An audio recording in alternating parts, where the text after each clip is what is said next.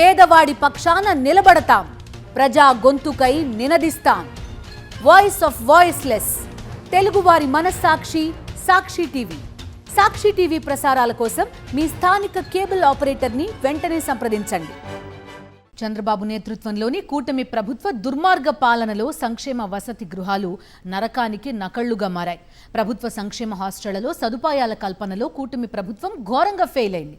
సరైన వసతులు లేక పిల్లలు తీవ్ర అగచాట్లు పడుతున్నా ఈ ప్రభుత్వానికి చీమ కుట్టినట్టు కూడా ఉండట్లేదు.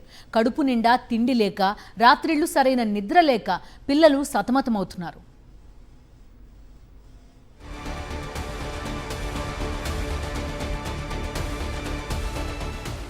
సభ ఏదైనా, సందర్భం ఎలాంటిదైనా సంక్షేమం తాను విజనరీ అని పదే పదే ప్రచారం చేసుకునే చంద్రబాబు విద్యార్థుల భవిష్యత్తును తీర్చిదిద్దే సంక్షేమ వసతి గృహాల్ని మాత్రం సమస్యలకు నిలయాలుగా మార్చేశారు.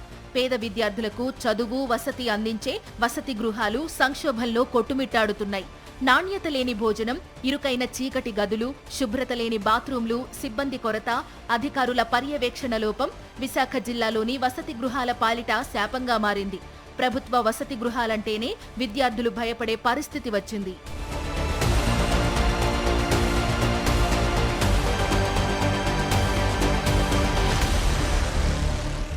ఇది విశాఖ జిల్లాలోని డాక్టర్ బిఆర్ అంబేద్కర్ గురుకుల పాఠశాల. పైకి అంతా బాగానే కనిపిస్తున్నప్పటికీ లోపలికి వెళ్లి చూస్తే దారుణమైన పరిస్థితులు ఎలా ఉన్నాయో మన కంటికి కనిపిస్తోంది. విద్యార్థులకు మెనూ ప్రకారం భోజనాలు ఉండవు. మెనూ అన్నది కేవలం పోస్టర్కే పరిమితం. నీళ్ల పప్పు, ఉడికి ఉడకని అన్నం. సంక్షేమ హాస్టళ్లలో రోజూ ఇదే మెనూ. ఈ భోజనాన్ని తినలేక పిల్లలు అల్లాడిపోతున్నారు. చలి వణికిస్తోంటే కప్పుకోవడానికి దుప్పట్లు లేక విలవిల్లాడిపోతున్నారు. ఓవైపు దోమల మోత, మరోవైపు బయట నుంచి దుర్గంధం వెదజల్లుతుండటంతో రాత్రిళ్లు పడుకోలేకపోతున్నారు.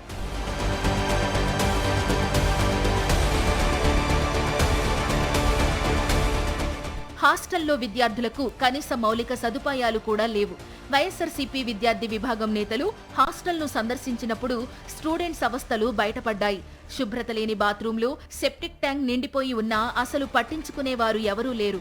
కనీసం రోజు స్నానం చేసేందుకు కూడా నీళ్లు అందుబాటులో ఉండవు. ఉదయం 2 గంటలు, సాయంత్రం 2 గంటలు మాత్రమే నీరు అందుబాటులో ఉంటుంది.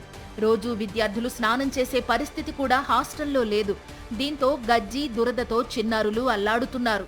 వీళ్ళందరికీ దురదలు వచ్చి ఈరోజు ఈ పరిస్థితికి వచ్చి వేళ్ళ మధ్యలో గజ్జి వచ్చిన పరిస్థితి దేనికి వచ్చిందంటే కేవలం మంచి నీరు లేదు, స్నానం చేయడానికి నీరు లేదు, మినిమం వసతులు లేవు. ఏమన్నా అంటే మీరేం చేస్తారో చేసుకోండి, మీ తల్లిదండ్రులు ఏం చేస్తారో చేసుకోండి, మేము వెనకబడి ఉన్నాం, వీరెవరు వెనకబడి లేరు, మీ అందరికీ వైఎస్ఆర్ఎస్ అండదండ నీడగా ఉండి. మంచినీరు తాగేందుకు ఆర్ఓ ప్లాంట్ కూడా లేదు. చేతులు కడుక్కునేందుకు, తిన్న తర్వాత ప్లేట్లు క్లీన్ చేసుకునేందుకు ట్యాప్లు పనిచేయవు. హాస్టల్లో పడుకునేందుకు మంచాల మీద బెడ్స్ కూడా లేవు. తుప్పు పట్టిన మంచాల మీదే విద్యార్థులు పడుకోవలసిన దుస్థితి నెలకొంది.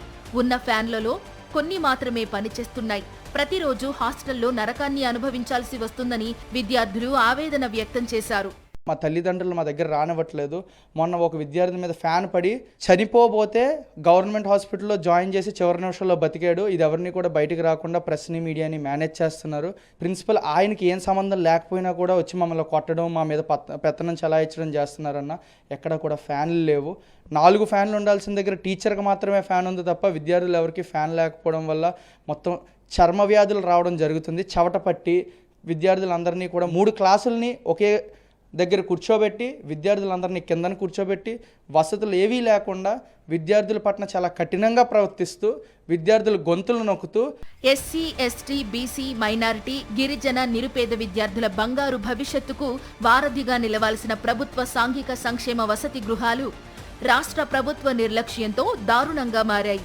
గ్రామీణ ప్రాంతాల నుంచి చదువుల కోసం పట్టణాలకు వచ్చే పిల్లలకు చక్కని వసతిని అందించాల్సిన సంక్షేమ వసతి గృహాలు సమస్యలతో సావాసం చేస్తున్నాయి.